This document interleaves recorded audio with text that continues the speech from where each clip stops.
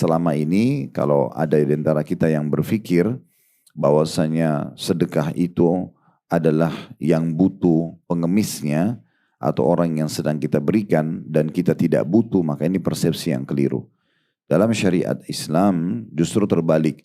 Kita harus melahirkan dalam diri kita perasaan kita yang butuh dengan sedekah itu. Maka kita selalu mengejar kantong-kantong sedekah.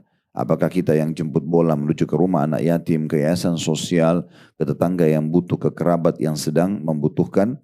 Ya, atau misalnya kita memang memprogramkan ya, rutin setiap bulannya kita menjadi donatur tetap. Nah semua ini adalah hal yang harusnya kita lakukan. Karena sebenarnya yang butuh dengan sedekah itu bukan pengemisnya atau orang yang sedang kita bantu, tapi kitanya. Karena memang mereka hanya membutuhkan nilainya, mereka hanya membutuhkan fisiknya.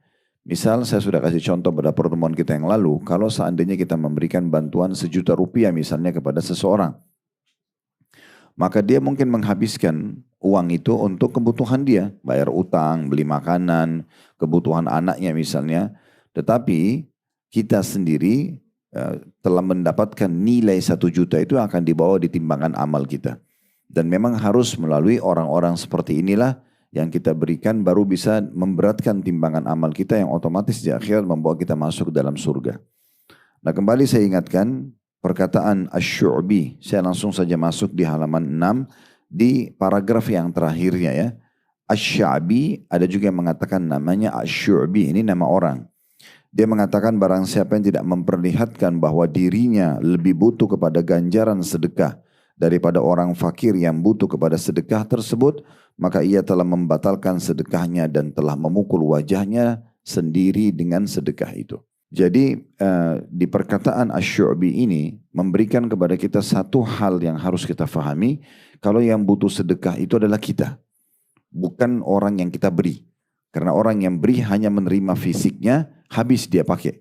Makanan, minuman, pakaian, habis. Obat-obatan. Tapi kita melalui dia ya mendapatkan nilai sedekah itu di timbangan amal kita nanti hari kiamat. Nah ini persepsi yang harus kita perbaiki. Kenapa ada orang, kalau ada orang minta dia masih nolak. Kalau ada orang minta kadang-kadang dilempar di wajahnya. Kadang-kadang kalau ada orang minta dia cuma buka jendela sedikit tanpa melirik lagi ke orang miskin itu seakan-akan betul-betul memang orang-orang itu yang butuh. Nah ini yang kita ingin perbaikin. Karena persepsi ini masih sangat kental di tengah-tengah masyarakat kita ya. Kita selalu merasa orang yang minta langsung kita cemberut, langsung kita merasa kenapa sih minta terus. Apalagi kalau orangnya sama. Dan saya sudah bahasakan kalau kita faham esensi yang sedang kita bahas sekarang. Maksudnya kita butuh terhadap sedekah tersebut, kita tidak akan melihat lagi siapa yang menerima. Apakah orang yang sama atau bukan orang yang sama. Apakah orang itu butuh atau tidak butuh. Apakah dia jujur atau dia menipu. Bagi kita tidak penting itu. Yang penting bagi kita adalah kita di detik itu yang kemungkinan besar adalah waktu terakhir hidup kita di dunia. Itu amal terakhir kita bersedekah. Bisa saja 1 detik kemudian lalu kita meninggal dunia. 1 menit kemudian kita meninggal dunia sehingga itu amal terakhir kita. Maka sangat menyesal kalau kita menunda itu. Makanya persepsi ini penting sekali. Selanjutnya ada perkataan Al-Laits ibn Sa'ad di halaman 7. Ini saya cuma ambil sekelumit saja ya, karena ini sudah kita bahas semua. Al-Laits ibn Sa'ad rahimahullah berkata, barang siapa yang telah mengambil dariku suatu sedekah atau hadiah. Kalau ada orang yang saya kasih lalu dia terima. Lalu apa kata Al-Laits? Maka hak dirinya atas diriku lebih besar daripada hak diriku atas dirinya. Maksudnya dia lebih pantas aku muliakan, lebih pantas aku hormati. Kenapa? Alasannya. Karena dia telah menerima apa yang telah aku korbankan kepada Allah. Jadi kita persepsinya itu.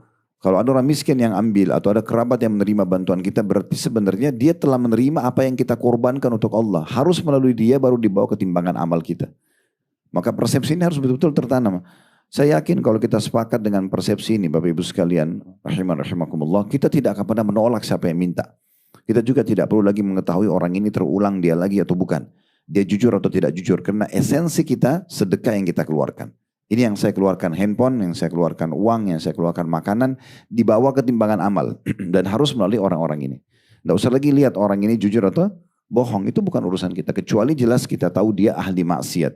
Misalnya dia minta uang pada bapak ibu dan dia pakai judi. Ya kita tahu. Dia akan pakai judi, dia akan pakai narkotika, dia akan pakai mabuk-mabukan. Jangan dikasih. Tapi kalau kita nggak tahu, Hanya sekedar orang miskin itu berulang-ulang lewat depan rumah hampir setiap hari, nggak ada masalah. Masalahnya apa? Syaitan yang bisikin kita. Orang itu lagi loh, kasih aja orang lain. Ingat, bisa saja itu amal terakhir. Mungkin itu sedekah terakhir kita, lalu kita meninggal. Kita nggak tahu, mati kok misterius ya. Tidak harus kita sakit dulu baru meninggal dunia gitu kan.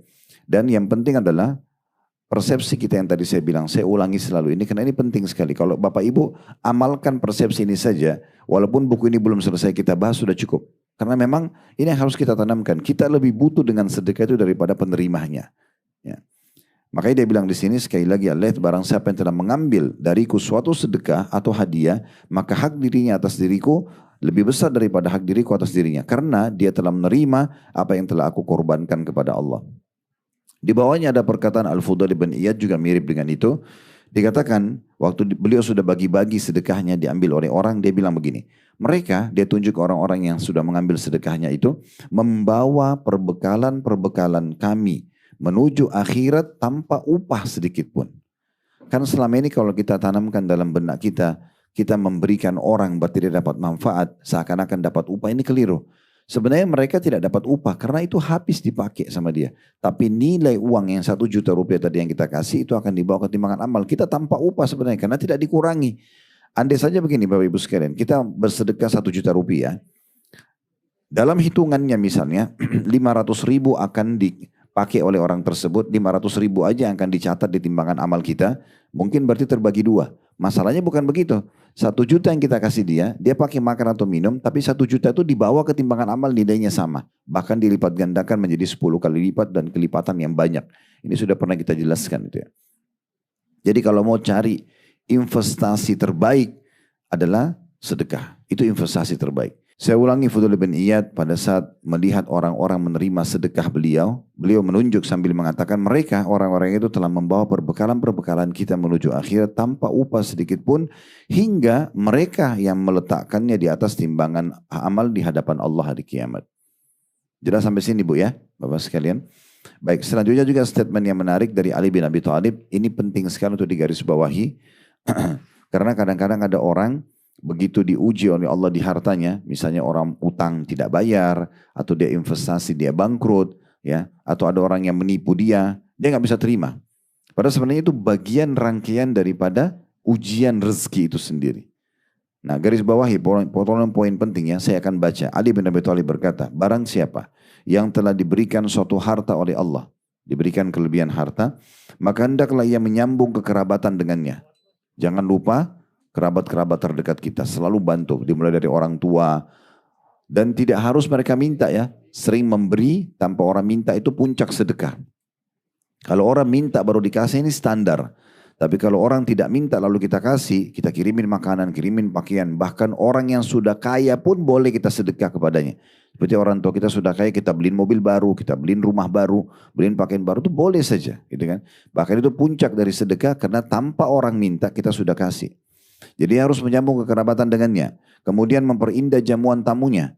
Kalau tadinya dia cuma hidangkan teh manis sama kue misalnya, sekarang dia sudah punya kemampuan, dia siapkan main course-nya, makanan beratnya lah ya. Mungkin dia bungkusin, dia kasih hadiah tamunya dan seterusnya. Kemudian menolong seseorang yang membutuhkan, membebaskan tawanan, Ibnu Sabil, orang terputus jalan, orang-orang fakir miskin, para mujahidin, kayak teman-teman kita di Palestina sudah kita tekankan itu. Selalu sumbang dan bantu mereka semampu kita. Dan di sini garis bawahi, tadi itu ada hak-hak orang yang harus kita berbagi, makin kita berbagi maka makin berkah gitu ya. Dan dia bersabar atas musibah yang menimpa hartanya. Ya, musibah ini tadi saya bilang orang utang gak bayar, kita investasi gagal, ada orang yang menipu, itu ujiannya memang. Fahami ini supaya kita tidak perlu jadi beban. Ya. Oh ini Allah lagi uji saya. Udah kita ikhtiar aja cari rezeki yang lain. Sambil ini tetap kita tagih, tetap kita berusaha perbaikin dan seterusnya. Apa kata Ali radhiyallahu anhu? Kalau Anda memberikan berbagi harta tersebut dengan kerabat, fakir miskin, Ibnu Sabil tadi, mujahidin dan seterusnya. Anda bersabar kalau ada ujian, kata Ali, karena dengan perkara-perkara itu ia akan memperoleh kemuliaan dunia dan akhirat. Ini persepsi dasar dalam sedekah ya.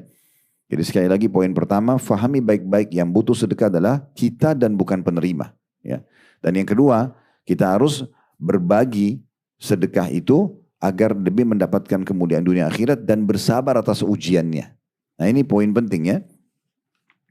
Dan juga ada perkataan sebagai penutup, Abu Hatim berkata, bakhil itu, pelit, perhitungan, itu adalah sebuah pohon di neraka. Sedangkan ranting-rantingnya ada di dunia, maka barang siapa yang bergelantungan pada satu dari ranting-rantingnya, niscaya ia akan menjerumuskannya ke dalam neraka. Dan dermawan suka berbagi adalah sebuah pohon di surga, di mana ranting-rantingnya ada di dunia, dan barang siapa yang bergelantungan pada salah satu dari ranting-rantingnya, maka niscaya akan membawanya ke dalam surga, dan surga itu tempatnya orang-orang dermawan. Ini yang saya baca adalah di paragraf paling atas di halaman 8. Dan di paragraf terakhir dikatakan apabila seseorang dari orang-orang soleh dahulu datang kepadanya fakir miskin. Ini karena mereka faham ya. Setiap ada orang miskin datang, mereka tersenyum. Seraya mereka berkata, selamat datang wahai orang-orang yang hadir untuk membawakan perbekalan kami kepada Rob kami. Nah, ini persepsinya. Jelas sampai sini Bapak Ibu sekalian ya. Baik. Kita juga ulangi sebentar sepintas saja, poin-poinnya saja. Manifestasinya, keuntungan yang Bapak Ibu dapatkan kalau Bapak Ibu suka sedekah. Yang pertama sudah kita bahasakan, sedekah dapat menjadi penyebab pensucian dan pembersihan jiwa. Jadi kita tuh jadi bersih hatinya. Karena orang yang suka memberi itu tidak akan hasad. Karena dia sudah suka memberi, dia tidak akan cemburu dengan orang lain. Ini pensucian jiwa yang luar biasa. Juga tentunya bisa menjadi pembersihan dosa-dosa gitu ya. Tapi yang paling penting itu hidup kita jadi tenang karena kita suka memberi. Bahkan ada orang walaupun kondisinya miskin, tapi karena dia dermawan, maka lapang sekali dadanya walaupun dia bertetangga dengan orang-orang kaya misalnya. Walaupun teman-teman kantornya lebih tinggi jabatannya, gitu ya. Walaupun ada orang di sebelahnya lebih cantik atau lebih gagah, dia bisa terima. Itu sebenarnya hasil daripada karena suka memberi. Hilang semua masalah penyakit hatinya. Yang kedua, sedekah itu bentuk ketundukan kepada Allah Subhanahu wa taala dan Rasulnya. Karena ini perintah Allah dan Rasulnya, maka kita lakukan. Artinya ada pahalanya. Ini sudah kita bacakan dengan dalil-dalilnya. Yang ketiga, bahwasanya sedekah itu akan menjadi penaung bagi kita di hari kiamat di mahsyar di saat lagi terik-teriknya matahari. Ya, itu sudah kita jelaskan di halaman 12 dengan dalilnya. Dan yang terakhir kita bahas pada pertemuan yang lalu, poin keempat, sedekah itu menghindarkan dari segala jenis musibah dan menjauhkan dari kematian yang buruk. Ini yang terakhir sekali kita bahas. Setiap kali Bapak Ibu suka sedekah, maka itu akan menghindarkan dari musibah yang kadang-kadang kita tidak pernah tahu kapan terjadi. Musibah tabrakan, musibah bencana alam. Sedekah yang kita investasi hari ini bisa menyelamatkan kita yang terjadi bulan depan, tahun depan. Ya. Jadi dia benar-benar menghindarkan kita dari segala macam musibah. Mungkin ada orang yang mau niat jahat sama kita, tiba-tiba batal. Ya. Bisa terbentengi dengan sedekah itu. Begitu juga kita akan selamat dari su'ul khatimah, mati yang buruk. Itu sudah kita jelaskan dalilnya. Bagi Anda yang mau baca di halaman 15 ya, di paragraf terakhir yang kata Nabi SAW, Inna sadaqata tudfi ghadabar Rabb wa tadfa'u an mitati su'. Sesungguhnya sedekah itu benar-benar memadamkan amarah Allah, Rabb. Allah tidak akan menghukum karena kita bersedekah dan juga menghindarkan dari kematian yang buruk. Sekarang kita masuk bahasan kita pada siang ini, Bapak Ibu sekalian, poin kelima. Dan kemungkinan kita akan selesaikan sampai poin ke-9 ya. Manifestasinya. Apa yang kita dapatkan pada saat kita sedekah. Yang kelima ini Bapak Ibu sekalian adalah membuktikan tanda atau tanda bukti tentang keimanan yang benar. Orang yang suka sedekah itu berarti menandakan iman sudah tertancap dan tertanam dalam hatinya. Karena dia tahu itu adalah ya, pemberian hal yang dia miliki dia berikan kepada orang lain. Itu bukan hal yang ringan. Kita mau berbagi, apalagi kalau Bapak Ibu sudah sampai pada level berbagi apa yang Bapak Ibu suka. Misalnya kita suka dengan jenis baju tertentu, kita beli baju yang sama kita sedekahin. Ini levelnya paling tinggi. Makanya Abdullah bin Umar radhiyallahu anhu, beliau itu kalau suka dengan satu benda, beliau bersedekah dengan yang sama. Beliau sedekah dengan yang sama. Misal contoh Bapak Ibu mampir di satu restoran, makan makanannya enak. Ya, misalnya contoh nilainya 200 ribu, 300 ribu, 500 ribu, 1 juta misalnya. Porsi yang kita makan mungkin karena jenisnya mahal, di restoran mahal. Lalu kita beli makanan yang sama, kita sedekain yang jenis yang sama. Itu puncaknya. Kita beli buah yang sama jenisnya, sama kualitasnya kita sedekain. Nah ini puncak daripada sedekah itu sendiri. Karena kita bukan memberikan yang bekas-bekas. Ingat, yang sebenarnya menilai adalah Allah. Tidak usah lihat siapa penerimanya. Jangan karena dia pakai pakaian kumuh, jangan karena dia orang tidak kita kenal, lalu kita memberikan ala kadarnya. Sebenarnya bukan diahnya, Allah sedang menilai pemberian. Kamu berikan di jalanku ini sempurna atau tidak. Itu poin penting. Sehingga Bapak Ibu sekalian kita tidak akan pernah melihat siapa yang menerimanya. Saya sempat menyinggung kisah dan saya ingatkan kembali Rabi' ibn Huthaim rahimahullah. Di mana beliau pernah dihidangkan makanan mewah oleh istrinya. Waktu itu dinamakan halwa.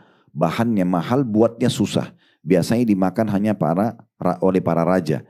Tapi istrinya Rabi' ini ulama besar di Irak. Waktu itu bisa buat. Begitu dia buat, dihidangkan untuk Rabi' sama tamunya. Tiba-tiba ada yang ketok pintu. Begitu dibuka oleh anak Rabi', ternyata orang gila. Lalu dia kasih isyarat kepada anaknya, suruh ambil makanan mewah itu, kasih ke orang gila itu. Lalu orang gila ini makan, dihabiskan sama dia. Anak Rabi' kembali kepada ayahnya sambil mengatakan, wahai ayahku, tadi kan itu yang minta-minta orang gila. Dia tidak tahu nilainya makanan itu. Kalau tadi Anda suruh saya ke dapur, ambil apa saja, kurma, roti, kering, dia makan. Karena persepsi anaknya Robi, ini kan orang gila, dia tidak tahu nilainya. Karena masih sebatas penilaiannya adalah si penerima. Bukan yang dia nilai siapa yang menyuruh dan memerintahkan. Gitu ya. Maka di sini seperti kalau kita kerja di kantor misalnya, Bapak Ibu sekalian, walaupun kita disuruh datangi satu perumahan yang kumuh atau menjenguk seseorang, tapi kena perintah atasan, kita akan jalankan. Sebab sebagai job kita, pekerjaan, dan kita dapat gaji dari situ. Rasionalnya seperti itu sebenarnya. Maka ayahnya, Robi ini, ayah anak itu mengatakan, wahai anakku, kalau orang gila itu tidak tahu nilainya, tidak penting buat saya. Karena Allah tahu nilainya. Lalu dia membacakan firman Allah subhanahu wa ta'ala, lan tanalu birra hatta tunfiqu mimma tuhibbun. Kalian tidak akan pernah mendapatkan maksimal balasan dari Allah sampai kalian menginfakkan apa yang paling kalian cintai. Bisa juga Bapak Ibu jadikan sebagai penebus kesalahan-kesalahan ya. Seperti Umar bin Khattab radhiyallahu anhu, beliau pernah beli satu kebun cukup besar, kebun kurma di masa hidup beliau, waktu beliau jadi raja. Dan kebetulan waktu itu, waktu dibeli, lagi puncak-puncaknya akan panen. Jadi buahnya sangat banyak dan ranum sekali. Dia masuk sebelum waktu asar, kemudian dia mutar-mutar, ternyata lupa. Waktu asar kelewat, karena waktu itu tidak ada mikrofon pengeras suara. Karena di kebun juga senyap, ya, hening sekali. Jadi dia tidak dengar apa-apa. Dia begitu keluar, ingin sholat, orang sudah bubar dari masjid. Hanya ketinggalan sholat berjamaah saja. Padahal waktu asar masih ada. Dia masih bisa sholat. Tapi dia merasa itu satu kerugian besar, maka dia jual kebun tersebut, disedekahkan semua hasilnya. Semuanya disedekahkan. Ini bentuk pendekatan diri kepada Allah subhanahu wa ta'ala. Sebagian ulama salaf begitu ya. Ada yang menjadikan sedekah sebagai penyebab diterimanya hajat-hajatnya. Kata Abdullah bin Abbas radhiyallahu anhuma, saya kalau punya hajat kepada Allah belum dikabulkan, saya sengaja keluar mencari penerima sedekah saya. Agar Allah menerima atau memenuhi kebutuhan saya. Jadi banyak sekali manfaat yang bisa kita dapatkan dari sedekah tersebut. Selain tadi di poin pertama saya bilang, jiwa kita juga jadi bersih. Kita jadi bersih jiwanya, tidak suka hasad dan iri kepada orang lain. Dalam hadis disebutkan bahwasanya orang kalau sedekah itu tanda bukti keimanannya yang benar. Disebutkan kata Nabi SAW, at-tuhuru syatrul iman, walhamdulillahi tamla'ul mizan, wa subhanallahi walhamdulillahi tamla'ani au tamla'u ma bainas samawati wal ard, was salatu nur, was sadaqatu burhan, was sabru diya, wal qur'anu hujjatun laka au alik. Kullun nasi yagdu faba'i'u nafsahu famu'tikuha au mubikuha. Bersuci itu sebagian dari iman.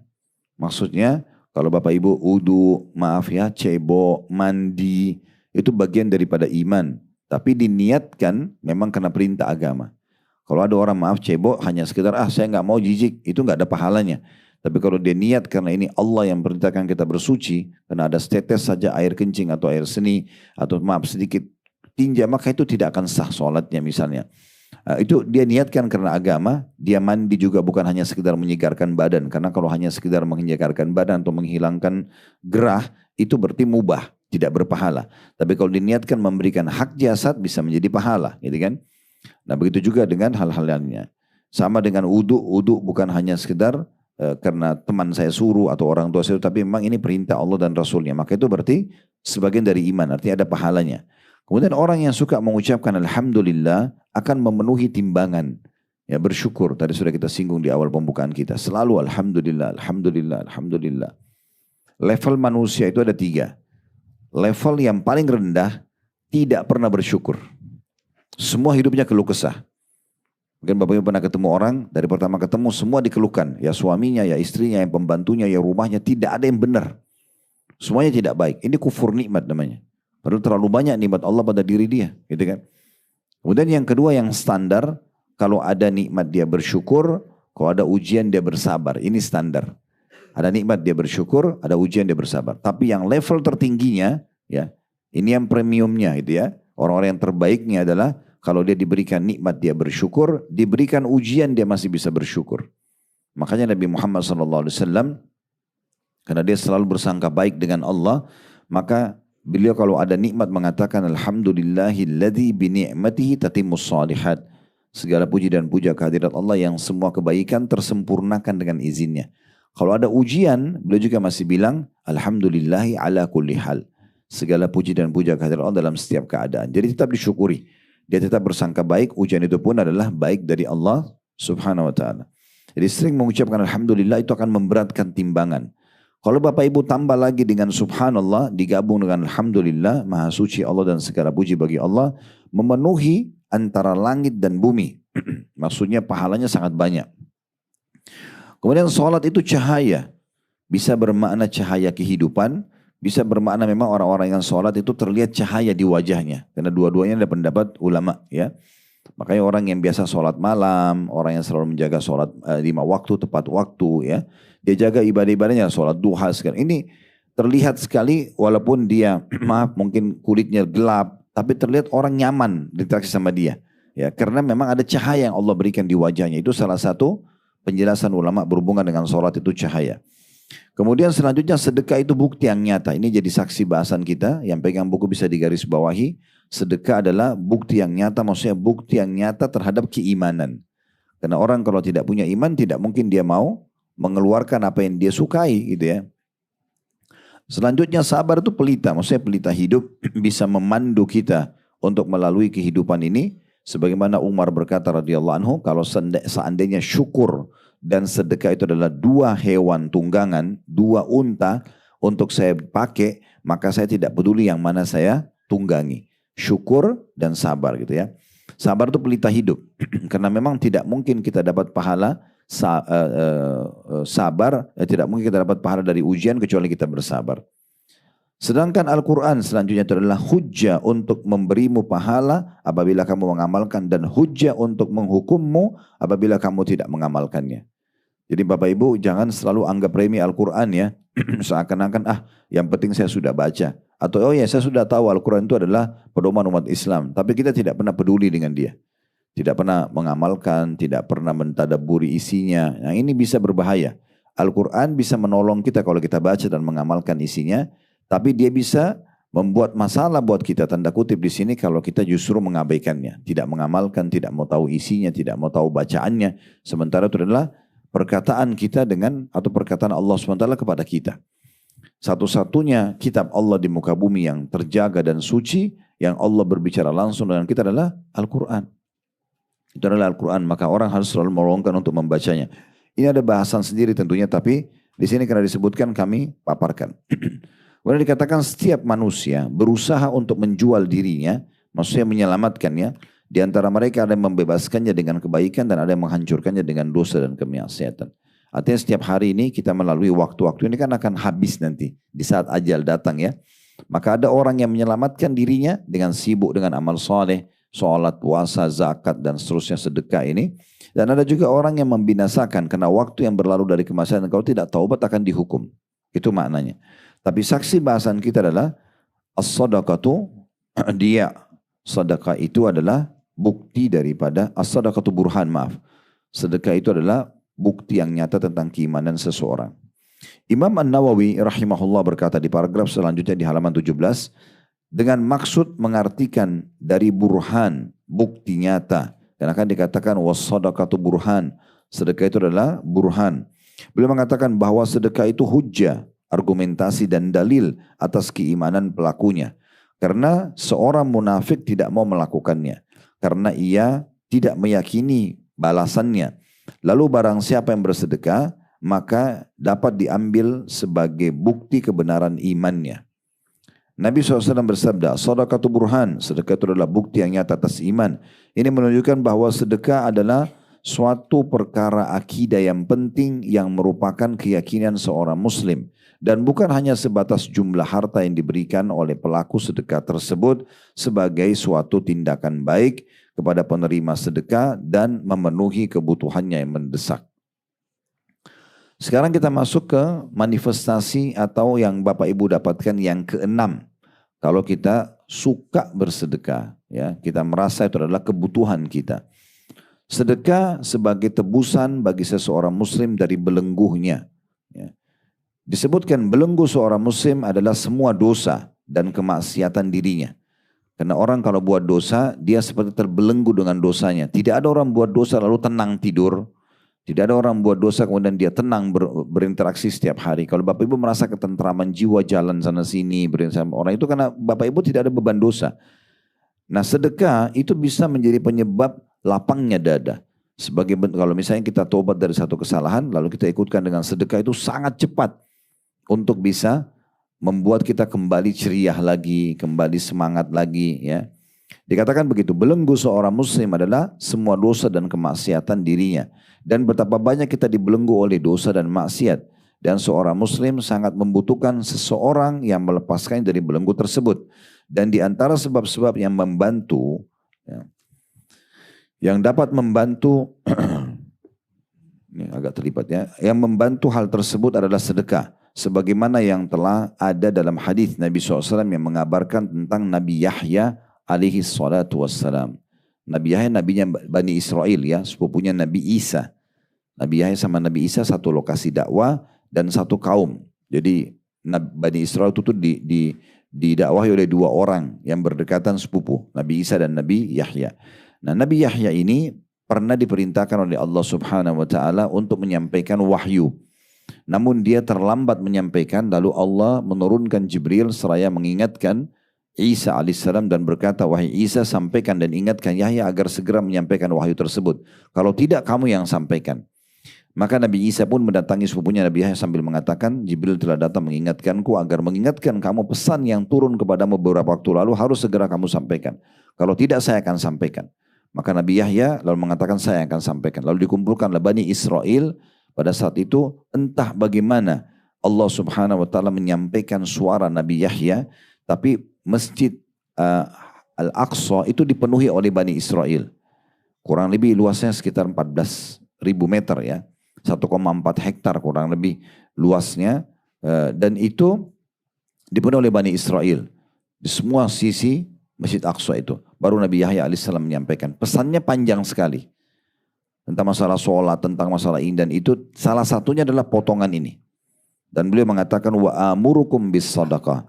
Fa inna mathala dhalika kamathali rajulin asrahul adu fa'awthaku yadahu ila unuqihi wa qaddamu li yadribu unuqa faqala ana afdihi minkum bil qalili wal kathir fafada nafsahu minhum. Saya memerintahkan kalian untuk bersedekah.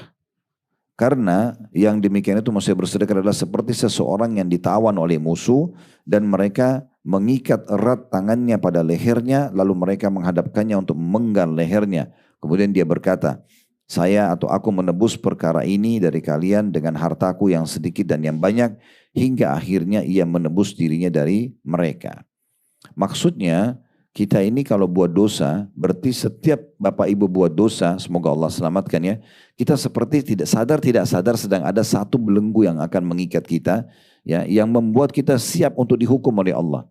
Buat dosa lagi belenggu yang kedua, buat dosa lagi yang ketiga. Kalau sudah berkarat dosa itu, sudah bertahun-tahun tidak ditinggalkan, maka dia akan jadi belenggu yang sangat berat dan sangat mudah untuk membuat hukuman Allah datang setiap saat. Kalau Bapak Ibu sedekah, belenggu-belenggu ini bisa terbuka, bisa terlepas, ya. Sebab dia juga bisa membantu membersihkan dosa-dosa. Itu yang dimaksud dengan hadis ini. Nabi Yahya mengatakan, saya perintahkan kalian wahai Bani Israel, sedekahlah, ya. Karena sedekah itu perumpamannya orang yang dibelenggu tangan dan kedua tangannya ke lehernya lalu dibawa ke tempat pemenggalan kepala dan akan dipenggal lehernya. Lalu dia negosiasi sama orang-orang yang mau memenggal kepalanya, saya akan tebus diri saya. Ambil aja semua harta saya, tapi yang penting saya selamat. Lalu dia tebus dengan harta tersebut, lalu dia tidak jadi dipenggal. Ini bahasa kiasan, gambaran. Kalau kita rutin sedekah, kita akan selamat dari hukuman dosa-dosa kita ya. Selain kita taubat kepada Allah subhanahu wa ta'ala. Setelah menyebutkan hadis ini, penulis mengatakan atau menulis paragraf selanjutnya di halaman 19. Sesungguhnya Nabi SAW telah menyerupakan seorang pemberi sedekah seperti tawanan. Lalu sedekah hadir untuk membebaskannya dari tawanan. Ibnu Qayyim rahimahullah menjelaskan hadis tersebut. Seraya mengatakan hal ini juga merupakan perkataan yang mana burhannya, bukti nyata keimanannya adalah keberadaannya. Dan dalilnya adalah kejadiannya. Karena sedekah itu memiliki pengaruh yang menakjubkan dalam hal menolak berbagai macam bencana walaupun dari seorang yang jahat. Atau dari seorang yang berlaku zalim. Bahkan dari seorang kafir. Karena Allah Ta'ala akan menolak darinya berbagai macam bencana dengan sedekah. Hal ini adalah suatu perkara yang telah dimaklumi di antara manusia baik yang terpelajar maupun yang tidak. Karena rutinnya sedekah ini di dunia bisa saja biar orang kafir Allah kasih tapi bukan di akhirat, di dunia. Dia selamatkan dari malah bahaya karena sedekahnya gitu ya. Atau mungkin menjadi penyebab hidayah masuk Islamnya, bisa saja. Nah seperti itu. Apalagi kalau dasarnya orang-orang muslim. Itu manifestasi atau yang Bapak Ibu dapatkan buah sedekah. Ya, fadilahnya yang keenam. Yang ketujuh, Allah Subhanahu wa taala pasti akan mengganti semua yang kita sedekahkan. Dan yang sedang menjanjikan untuk diganti ini bukan manusia. Andai saja Bapak Ibu sekalian, mohon maaf saya kasih contoh manusia dulu. Ada orang di antara kita disuruh oleh temannya, tolong kamu kasih dulu orang miskin itu, nanti saya ganti uang kamu. Atau kasihlah dia 50.000, saya akan kasih kamu 1 juta rupiah. Kalau manusia menjanjikan begitu, saya yakin kita akan berlumba-lumba. Karena kita kasih sedikit, kita akan dapat banyak gitu ya.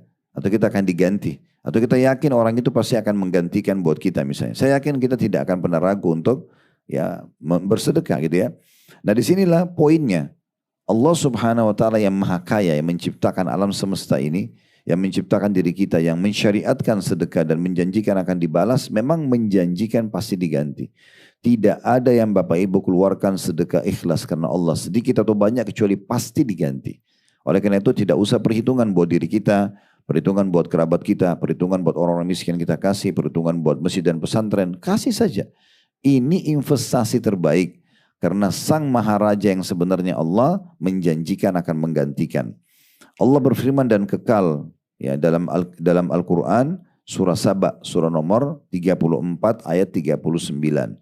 Qul inna rabbi yabsutur rizqa liman yasha'u min ibadihi wa yaqdiru lah wa ma anfaqtum min syai'in fahuwa yukhlifu wa huwa khairur raziqin.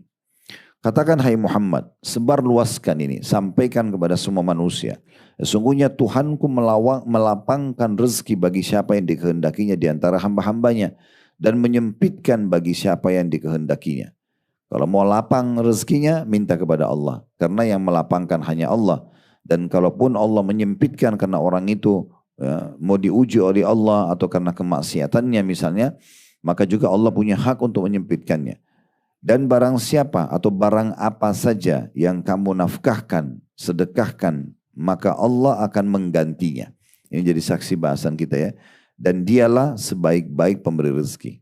Kita bukan keluarkan 1 juta, Allah balas 1 juta. Tidak seperti itu. Allah itu sebaik-baik pemberi rezeki. Ini ada kolerasinya dengan ayat yang lain. Innallaha yarzuqu man yasha' bighairi hisab. Allah kalau sudah memberikan rezeki, balasan pada seorang hamba tanpa ada hitungannya. 1 juta itu bukan 1 juta dikasih, tapi berlipat-lipat ganda Allah akan kasih. Dan pemilik alam semesta ini yang menjaminkan untuk kita. Lalu apa yang membuat kita ragu? Ya, apa yang membuat kita ragu? Ini sudah pernah kita singgung di saat kalau tidak salah itu hari kita sempat manasik di sini ya. Ada pas lagi mau umroh ibu-ibu kalau tidak salah, sempat kita singgung juga tentang masalah itu. Jadi kalau Anda keluarkan buat diri Anda sendiri nggak usah perhitungan, selama kebutuhan. Boleh pakai baju yang bagus, boleh pakai kendaraan yang bagus, boleh punya rumah yang bagus, boleh makan makanan yang bagus, sehat. Tapi kebutuhan, bukan keinginan. Karena kalau keinginan nanti akan ada hisapnya. Allah SWT akan tanya, karena keinginan tidak pernah habis. Ya. Setiap keluar model baru mobil, beli lagi, hanya numpuk di mobil 10-20 mobil di rumah. Ya. Lebih baik dijadikan masjid. Ya. Dijadikan sebagai rumah anak yatim. Ya, dibantukan beasiswa buat anak-anak yang butuh misalnya contohnya. Dengan tetap ada kendaraan buat kita. Jadi bukan keinginan tapi kebutuhan. Selama kita butuh, oh saya butuh di rumah 3 mobil misalnya. Karena saya, suami atau istri dan anak. Oke. Ada tambahan 1 buat tamu mungkin karena keluarga besar misalnya. Tapi lebih daripada itu untuk apa? Kan gitu. Misal contoh, maka kita lebih baik jadikan itu investasi akhirat kita. Itu sebagai contohnya. Jadi kita boleh menikmatinya, tetapi kita juga tidak boleh berlebihan gitu ya. Dalam Islam tidak ada namanya dalam Islam itu hidup susah kecuali orang itu memang lagi diuji sama Allah dengan kesusahan.